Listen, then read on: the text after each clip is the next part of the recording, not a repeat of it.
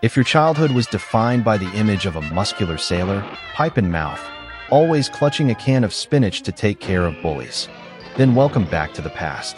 Popeye the Sailor Man, an American cultural icon. But would you believe me if I told you? Popeye wasn't just a figment of imagination. He was real. He lived, he breathed, and he fought fiercely right here in the real world. No spinach involved, but his fists were as hard as steel. In this video, we will peel back the layers of history to reveal the truth about Frank "Rocky" Fiegel, the fierce yet kind-hearted man who was the real-life prototype for Popeye, and explore the real town that inspired it all. To understand the real Popeye, we must travel back to the early 20th century to a small riverside town called Chester, Illinois. This was the home of L.Z. Chrysler Seeger, the father of the Thimble Theater comic strip, where Popeye first appeared in 1929. Seeger didn't sit in a closed room to invent his characters. He simply looked out the window. Chester was a small town where everyone knew everyone. And among those townspeople, there was one man who made Seeger feel both fear and admiration. A local eccentric. Meet Frank Fiegel, born in 1868. Locals called him Rocky because his fists were as hard as stone. But there was another nickname that would change history. Look closely at his face. You see the square chin and the corncob pipe, but look at his eyes. Frank always kept one eye tightly shut, while the other seemed to stare intensely. This wasn't a style choice, it was a scar of battle. Due to his many street fights, one of his eyes was permanently damaged. In the local slang of that time, a person with such a distinct, bulging or squinting eye was often called Popeye.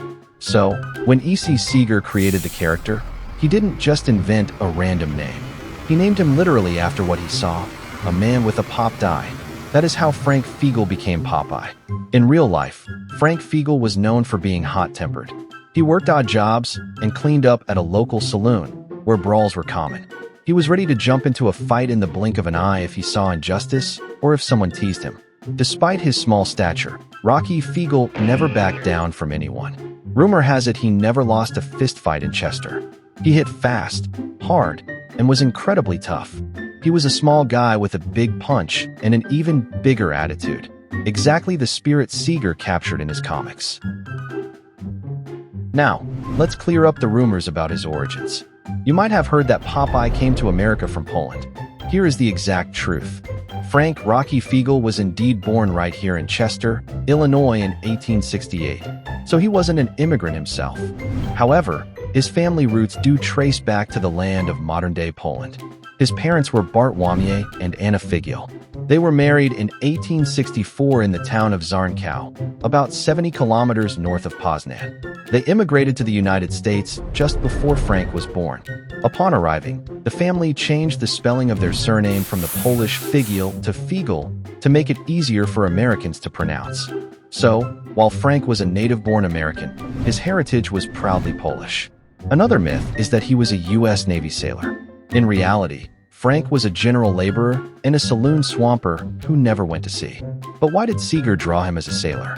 Simply because the story needed a character who could travel the world, and sailor was the perfect job for those adventures. Frank gave Popeye his soul and his fists, but Seeger gave him the uniform. And here is the biggest secret: spinach. Frank Fiegel never told kids to eat spinach. His real-life fuel was bourbon and beer. In fact, in the very first years of the comic, Popeye didn't even eat spinach. To get his super strength, he had to rub the head of a magical chicken named the Wiffle Hen. It took 3 years for the author to switch the chicken for spinach to encourage American children to eat their greens. So, Frank had nothing to do with the vegetable, but his love for children was very real. He often gave them money for ice cream and told them tall tales of his imaginary adventures. The story gets even better when you realize Popeye wasn't alone.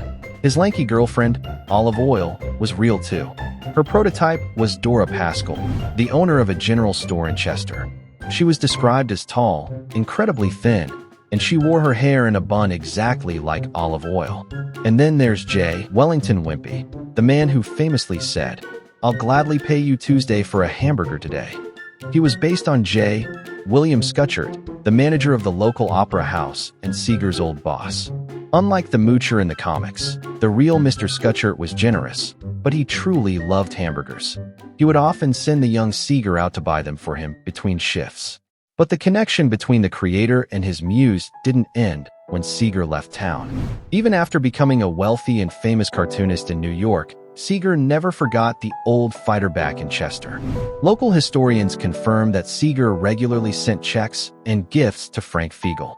It was his way of saying thank you to the man who gave Popeye his fighting spirit.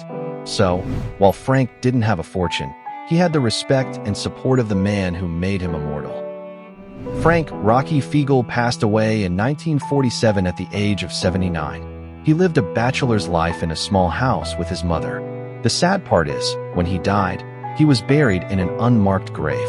Despite being the inspiration for a global icon, he left this world in poverty and obscurity. It wasn't until 1996 that fans and Warner Brothers located his grave and placed a proper headstone. It is now inscribed with the words, "Inspiration for Popeye." Today, if you visit Chester, Illinois, you will see statues of Popeye, Olive Oyl, and Wimpy standing proudly throughout the town. Frank Fiegel may not have known how famous he would become, but his legacy, the spirit of protecting the weak and strength of will, lives on. Popeye isn't just a cartoon character. He is the memory of a real man, a rough, gritty, blue-collar worker with a heart of gold in a small American town. The next time you watch Popeye, remember, there really was a Rocky Fiegel with a pipe in his mouth and a fist ready to defend what's right. What do you think about this true story? Let us know in the comments below. Don't forget to like and subscribe. Goodbye.